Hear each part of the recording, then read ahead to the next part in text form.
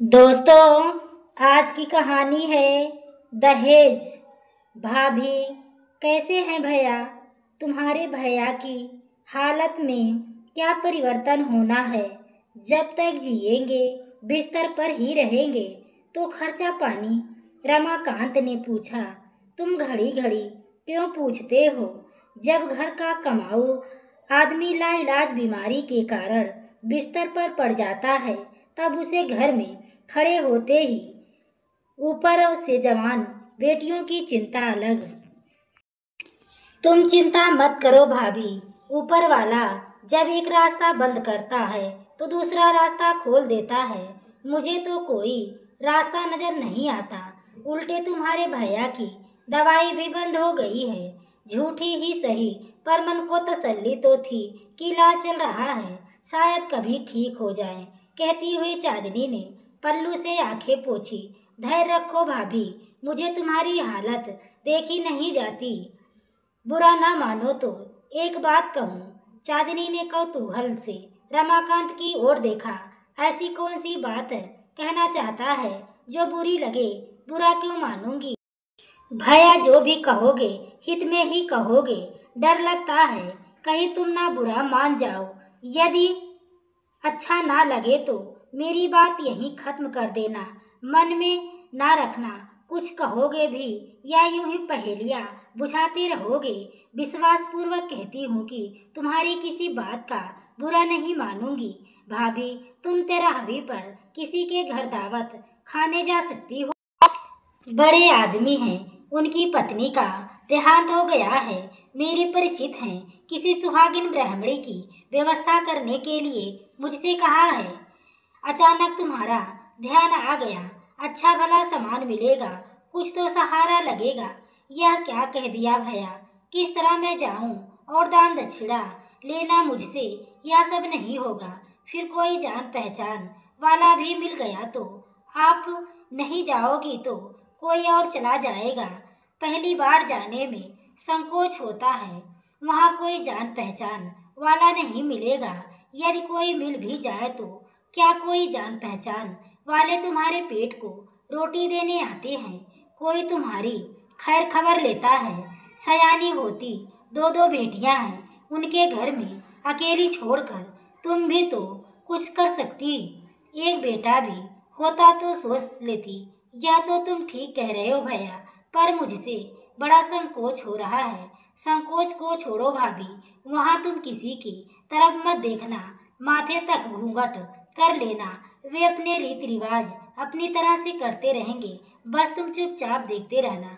रमाकांत ने समझाया। तुम तो वही रहोगे ना? चांदनी ने हिम्मत की। मेरे रहने न रहने से तुम्हें क्या फर्क पड़ेगा? तुम रहोगे तो थोड़ी हिम्मत बनी रहेगी। चांदनी ने किसी मासूम बच्चे की तरह रमाकांत का दामन थामना। भाभी, रहूंगा तो वहीं पर। इतना बड़ा ब्रह्मभोज है, पता नहीं सेठ जी कौन सा काम सौंप दे। हाँ, या तो तुम ठीक कहते हो, पर घर तक तो तुम छोड़ोगे ना? अपनी लड़कियों से क्या कहूँगी? कल कहाँ जाऊँगी? चांदनी ने फिर सवाल पूछा। क्या हो गया भाभी, इतना डर क्यों रही हो? क्या कभी दावत खाने नहीं गई? कुछ भी कह देना बच्चों से। घंटे भर की तो बात है, सूचित कर देना किसी संबंधी के यहाँ जा रहे हैं। बस जरा कपड़े ढंग से पहन लेना, समय पर लेने आ जाऊंगा तो बात पक्की समझूं। अब तुम भयावह की गुंजाइश कहाँ छोड़ी है? अगले दिन चांदनी संकोच और आशंका से घिरी रही। किसी भी काम में मन नहीं लगाना, नींद भी नहीं ठीक से आई। बार बार मन हुआ कि मना कर दे। किस तरह उसे बिठाकर पाठ पूजा करेंगे, कुछ सामान देकर हमेशा के लिए विदा कर देंगे। क्या वहाँ से मिले सामान को संभाल पाएगी? क्या वहाँ सामान उस मृतका की याद दिलाएगा? लेकिन रीति रिवाज को तो उसने नहीं देखा ही नहीं। फिर मन में तर्क उठा कि उसके ना जाने से उन्हें क्या फर्क पड़ेगा, वह किसी और को बुला लेंगे। निश्चित समय पर आकर रमाकांत चांदनी को अपने साथ ले गया। इतनी बड़ी कोठी के बाहर चमचमाती गाड़ियों की लाइन और गाड़ियों से उतरते बड़े बड़े लोगों को देखकर चांदनी का संकोच और भी बढ़ गया। रमाकांत ने समय की नजाकत को समझा और चांदनी के कान में फुसफुसाया, इधर उधर मत देखो भाभी, वरना जी घबराता रहेगा। तभी रमाकांत की नजर सेठ जी पर पड़ी। रमाकांत ने हाथ जोड़कर कहा, पंडिताइन जी आ गई। सेठ जी ने अपने पास खड़े पुत्र को इशारा किया। वह सब सम्मान पूर्वक चांदनी को अंदर तक ले गए। अंदर हवन अभी अभी संपन्न हुआ था और ब्राह्मण भोज की व्यवस्था चल रही थी। बहू ने चांदनी को चौकी पर बिठा दिया। ब्राह्मणों के साथ ही चांदनी को नए बर्तनों में खाना परोसा गया, मनोहार करके खिलाया गया। एक बहू जूठी थाली उठाकर ले गई। बर्तन धोकर प्लास्टिक की थैली में डाल दिए गए। ब्राह्मण भोजन कर चुके थे। चांदनी को लोहे के नए फोल्डिंग पलंग पर बिठाया गया। पलंग पर बिस्तर लगा था, रजाई, गद्दा, चादर, 2 तकिया, कंबल, दरी तथा ढेर सारा सामान रखा था। सेठ जी की दोनों बहू ने मिलकर चांदनी को साड़ी, बिछिया और पायल पहनाए, पैरों में महावर लगाया, मांग में सिंदूर डाले, हाथों में मेहंदी रचाई, माथे पर बिंदी लगाया, नाखूनों में नेल पॉलिश लगाई, कलाइयों में नई चूड़ियां पहनाई। मेकअप बॉक्स में साड़ी, क्रीम पाउडर, लिपस्टिक आदि रखे थे। पर 19 सवाल उड़ाकर उसे पलंग पर बिठाकर बहू बेटी पलंग को उठाकर 5 कदम चली। बड़े बेटे ने गले में सोने की चेन पहनाई। छोटे बेटे ने एक लिफाफे में रुपया रख दिया। फिर परिवार की जितनी भी बहुएं थी, सभी ने रुपये चांदनी की गोद में रखकर उसके पैर छुए।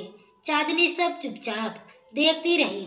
10-10 किलो आटा, दाल, चावल, घी, तेल, चीनी और 5 किस्म का फल एक टोकरी में रखे। सारे सामान के साथ चांदनी को एक रिक्शा में बैठाकर विदा कर दिया गया। रिक्शा के पैसे भी सेठ जी के नौकर ने दिए। रिक्शा जब चांदनी के घर के दरवाजे पर रुका, तब चांदनी की तंद्रा भंग हुई। उसने झट हाथ में पड़ा रुपयों का लिफाफा और गले में पहने सोने की चेन ब्लाउज में डाले। फिर दरवाजा खटखटाया। वहीं बड़ी बेटी सीमा ने दरवाजा खोला और माँ को इतने सामान के साथ देखकर चिल्ला पड़ी, कहाँ गई थी माँ? बाद में बताऊंगी, पहले सामान अंदर रख। सीमा की नजरें सामान की ओर से नहीं उठ रही थी। चांदनी अब उस सामान को एक एक कर उठाकर देखने लगी।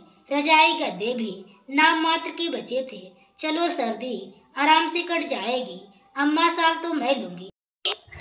बड़ी बेटी ने माँ के कंधे से सवाल उतारी, माँ तुम्हारी साड़ी तो बहुत सुंदर लग रही है। ऐसा लग रहा है जैसे आज दान दहेज के साथ ससुराल आई हो। पता तो चले कहाँ से हाथ मारा है, क्या कोई लॉटरी निकली है? खाट पर पड़ा चांदनी का पति भी आवाज निकालने लगा, तुम तो चुपचाप लेटे रहो, सांस लेने दो, अभी सब बताती हूँ, अपने पति से कहती हुई चांदनी ने पुकारा, सीमा, शशि, पहले सारा सामान अंदर रखो, कोई देख लेगा। अब चांदनी को बिटिया के विवाह की चिंता सताने लगी। दहेज ही तो है, सब सीमा के विवाह में दे दूंगी। लड़के वाले कब से कह रहे हैं, पैसा पास ना होने से अभी तक टालते आ रही हूँ। उसने दरवाजा बंद कर ब्लाउज से रुपयों का लिफाफा निकाला, पूरे 5,000, और सोने की चेन को हथेली पर रख कर अंदाजा किया तो 1 तोले का ही तो होगी ही।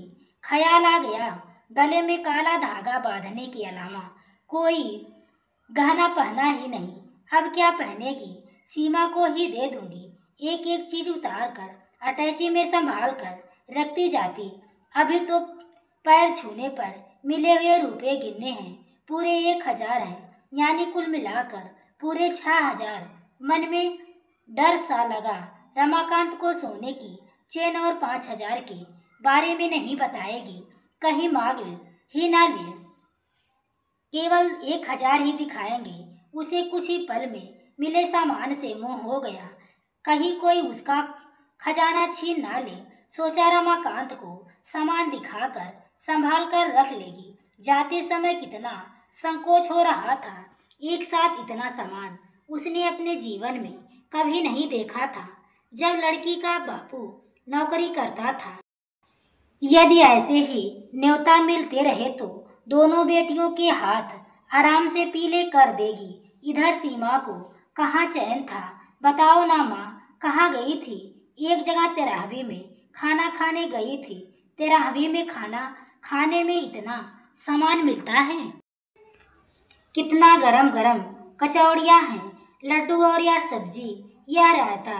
सीमा और शशि फटी फटी आंखों से देखकर सोचने लगी कि कितना समय हो गया, कभी ढंग का खाना क्या, पेट भर खाना भी नहीं मिला। दोनों लड़कियां जल्दी जल्दी खाने लगी। चांदनी तृप्ति के भाव से उन्हें देखने लगी। आंख से आंसू टपकने लगे। कई महीने का राशन पानी घर आ गया। अब कोई भूखा नहीं रहेगा। सीमा के बापू की भी थोड़ी दवा कर लेगी। मन में सोचा, सौदा बुरा नहीं है। शाम को रमाकांत आया। कैसा रहा भाभी? अब तो कोई संकोच नहीं है ना? नहीं भैया, तुमने तो जीने की राह बता दी, कहकर चांदनी उस सामान को देख लेने का आग्रह करने लगी। भाभी, सामान क्या देखूं? मुझे मालूम है क्या क्या मिला है। इस बार सब सामान तुम ही रखो। पहली बार मिला है। आगे से 25% मेरा होगा। बोलो मंजूर है? रमाकांत हंसा। चाचा, तुमने तो हम सबकी दावत कर दी। आपकी लंबी उम्र और सबको आप जैसा चाचा मिले। बस बस क्यों इतना मक्खन लगा रही है? बल्कि मैं तो हमेशा तुम लोगों के लिए ही सोचता हूँ। अपने ही अपनों के काम आते हैं। कहते हुए रमाकांत ने सीमा के सिर पर हाथ फेरा। तुम्हारी बात क्या टाल सकती हूँ भैया? ठीक है, कहा था तुमने ही। ऊपर वाला एक रास्ता बंद करता है तो दूसरा खोल देता है। फिर भी तो तुम लेते जाओ भैया। चांदनी ने जिद कर थोड़ा सा खाना पैक कर दिया।